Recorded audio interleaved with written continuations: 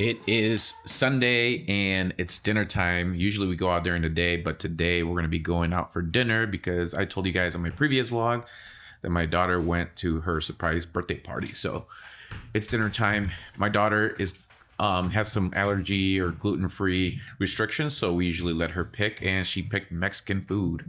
Yes. Vamos todos con el garrote.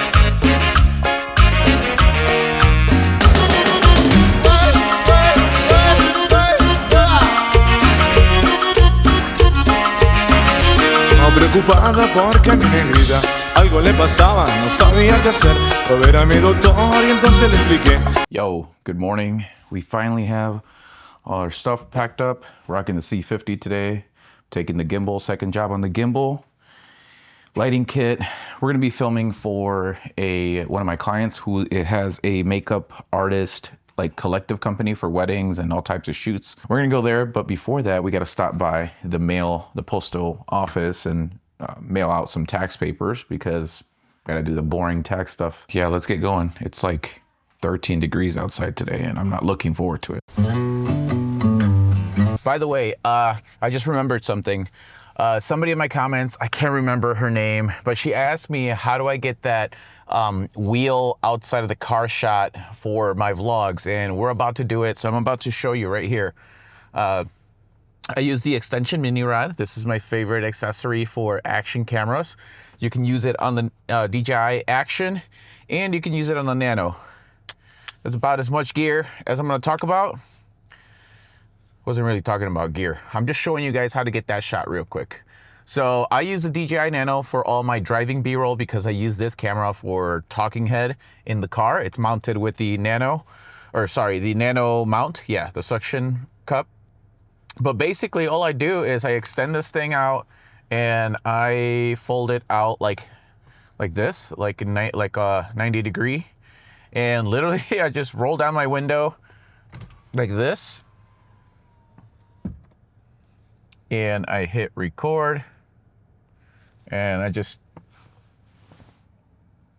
take my hand out and hold it like this, and then I just back out. I only do it in my driveway and when I pull out of my driveway, because this is not safe to do when you're driving in traffic. So I pull out,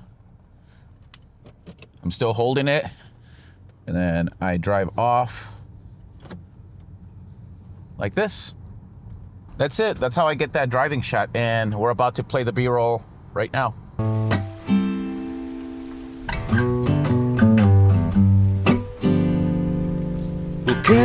So last night I ended up taking my family out for dinner. I told you guys that on Sundays is family day, so we usually go out to eat. And here in Rockford, there's not a lot of places. I mean, there are a lot of places we can eat, but we have a child that has dietary, or whatever you call it, restrictions. She can't eat a lot of different things. She can't have dairy. Gluten destroys her stomach really bad. And so we have to eat at places where they have gluten-free and a lot of dairy-free products and stuff like that, which is very, very hard to find. I had the taco dinner. It came with 3 tacos, the rice and beans, and I smashed that. All my kids ate. We were literally in a food coma, and we had planned to play games when we got back home. We usually play like board games, or we've been on this kick of watching Beast games from Mr. Beast. And that show is really, really cool. And it just goes to show you what money does to people. But it also shows you that there's people that no matter how much money you put in front of them, they are actually just good people all around, and they hold to their values. And I think Mr. Beast is doing a great job at putting this show together, because it just really reveals what money does to people. And it also, I don't know, I think for me, it brings up hope in humanity that not everybody is selfish. I don't know, it's just, it's interesting to me. I was talking to my wife about that yesterday. You see that it's just raining. Good morning and welcome to Starbucks. What can we get for you? Can I do a venti shaken espresso? Sure thing. And can you substitute oat milk on that, please, for me? Venti shaken espresso. Oat milk, you betcha. And let's see. Let's do the spicy falafel Sure thing. pocket. That'll be all. Alrighty, we're looking at 977 down at the window. Thank you. Thank you. I'm not gonna lie, I kind of wanted to get a salted caramel cold brew. It's so good, but I don't know if shaken espresso or cold brew. I swear that the cold brew has more caffeine. I don't know. If you guys can look that up for me, let me know. But shaken espresso I can drink, and I'm pretty good. I get enough boost where I'm not having anxiety or a panic attack at my job. But then I really like the taste of cold brew. I just love cold coffee. Whenever I drink cold brews though, specifically Dunkin' Donuts. Dude, Dunkin' Donuts, I don't know what they put in their coffee, iced tea, all their products. I don't know what's on there, but every time I have like one little sip and I am panicking. Like it's not good. It's not good. Starbucks, like half of what Dunkin' Donuts gives me in terms of effects, but the cold brew still kind of messes me up. I don't know what it is. I think there's got to be more caffeine on it. So we'll see. Hold on. I have a question. Does the cold brew have more caffeine than the shaken espresso? Yes. I thought so. It's because with cold brew, it's like the beans stay in it for 24 hours. So then you're getting the oil from the beans as well as the flavor, whereas espresso's just straight pushed through. Okay. It just has more time to make the concentrate stronger. Literally, like we cannot give you just straight cold brew. We have to cut it with milk.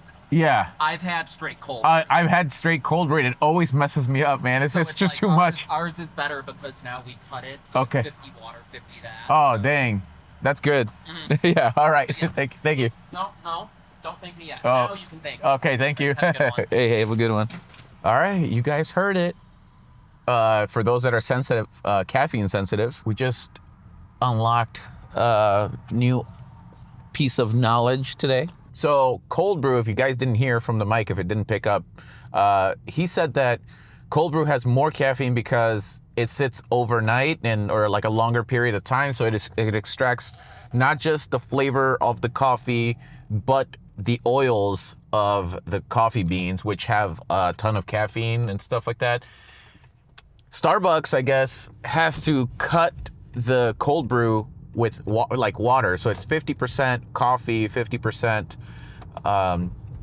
water, because they can't just give you straight cold brew. It's just way too strong of a concentrate. So honestly, like I almost feel like it needs to be cut like 75%. They should only do 25% cold brew in there because it's strong. Not as strong as I think that's what, not as strong as Dunkin' Donuts, but Dunkin' Donuts is crazy. And I think that's what's happening there. I think Dunkin' Donuts doesn't cut their cold brew. It's just, they give it to you. And if you guys like caffeine, go to Dunkin' Donuts, man. Have a cold brew. I don't know, man. I'm getting anxiety just thinking about it. What I'm gonna be doing today for this client, this client's called Alpenglow Artistry. She's a good friend of mine. Her name is Nicole. So what she does is she runs this makeup artist agency, and she has a collective of amazing, talented makeup and hair artists, and she sends them out to mostly weddings, events, anything that requires makeup and hair. So today she does this thing where every quarter she gets all the team together and she teaches them something new that she's learned in the industry. It's just a really cool way of running your business. Brainstorm, take me away from the norm. All right, guys, we are here. I have no idea how I'm gonna film this vlog because I always have a hard time filming vlogs when I'm working because I just can't. My brain, I just can't split it when I'm filming. I'm just so focused. So what we're gonna do is I'm gonna try to mount the Nano and then just get some B-roll shots. And if it just turns to be like a little quick B-roll sequence, then that's what it is. But I'm gonna try to talk in between. Maybe I will talk a little bit about gear since it's the job, just to show you guys what I use and stuff like that. But it makes sense in this type of vlog. I'm not just talking to you guys about gear just to talk to you guys about gear to get views or whatever. This is part of my job today. It's the daily life, which is what I want to vlog, and this is part of my life. So I guess I'm gonna give myself a small little pass on this one.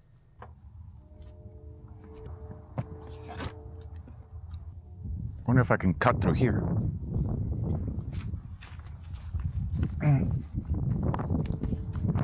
Oh, cool. Shortcut. Come on in. Hola, hola, hola. Oh, How you been? good. How are you? Pretty good. Trying to stay warm. For real. I thought we were done with this cold, man. Yes. Underneath your corner. Cold frame that nice. I know. It always just teases us. I got to tell you something. This phenomenon, I had to put it in a song. All right, guys, we just finished. How many looks did we finish? 2? 3. 3 looks. Makeup looks, 4 hair. Tell the vlog.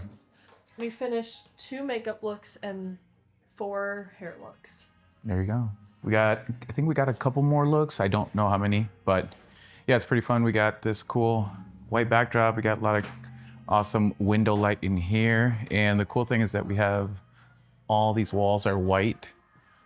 So that's not gonna interfere with any like color casting, especially when doing makeup and stuff like that. It's nice that everything is white, and then we can get the best look and true to color when it comes to makeup and skin tones and stuff like that. You get just nice reflections from all these white walls. So if you ever have a studio, white is the way to go. And it goes like, whoa, Amber is the All right, we're gonna go check on the other ladies. We got another look going on this side, so you guys are on the vlog today. Schön langsam.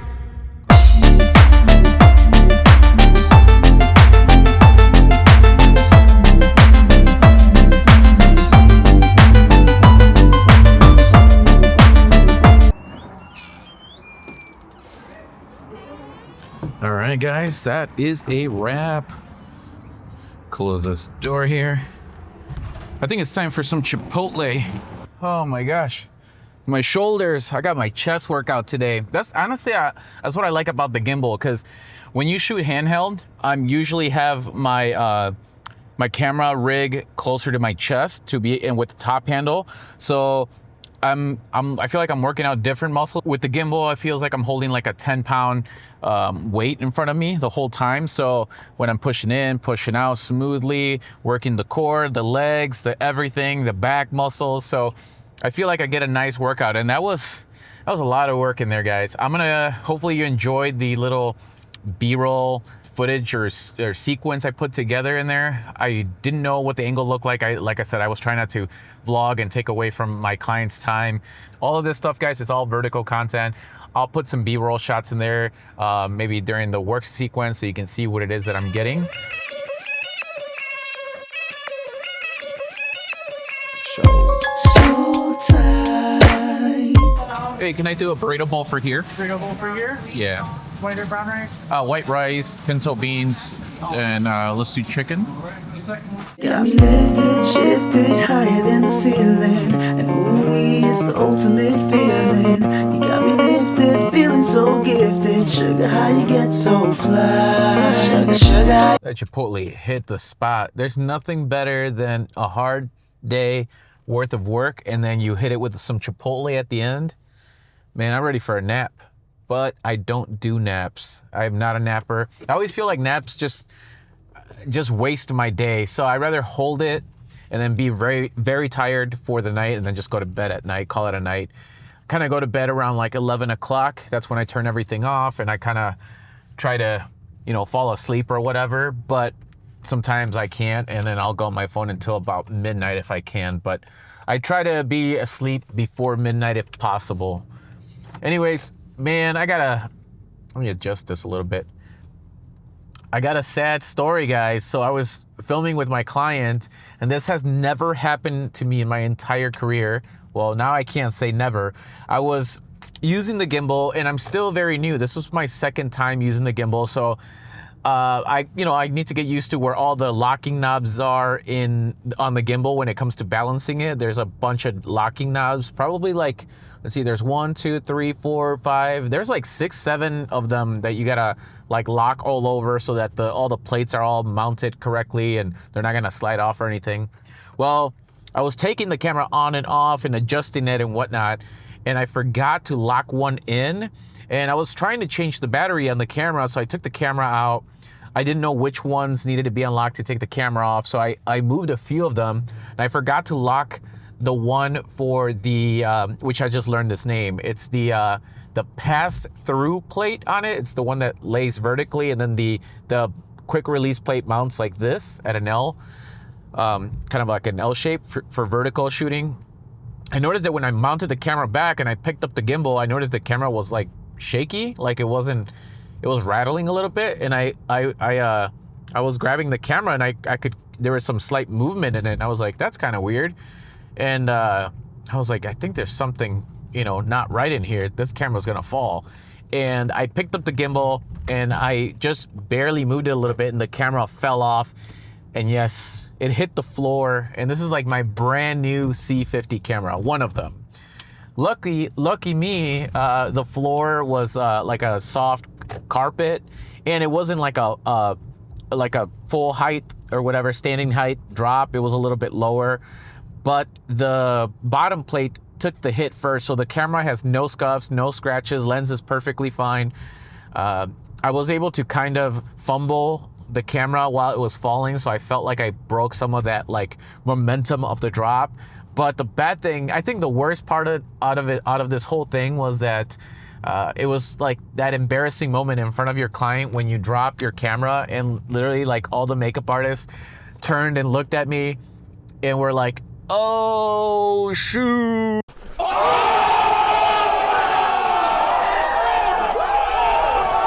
Yeah, I just had to take it. So camera worked fine.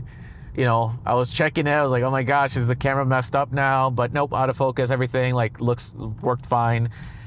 And talking about autofocus, this was before the drop too. Man, did I miss Sony autofocus today. The reason is because I don't know if it's low light or what, but I feel like Canon autofocus is not as sticky as Sony, where Sony I could tap on the face, it would detect the eye, and I could move that gimbal up and down, forward and backwards, and it was just stuck on that person. Where with the Canon, I would hit autofocus, and then I would push in, push out, and it would be focused on their face, and then all of a sudden it'll like just jump to like a random object like their shoulder or their chest or something else. Or if I was like panning around, it would just jump from like head to head. Even when I locked it, it still kind of jumped from head to head, or it would just pick up focus on things that weren't even faces.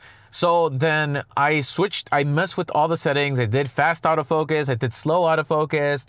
I even upped the aperture so that it gives the autofocus system more wiggle room to be able to pick up on the faces. I put the level to subject detect to like 1, which is the lowest, so it doesn't like detect something else and switch focus.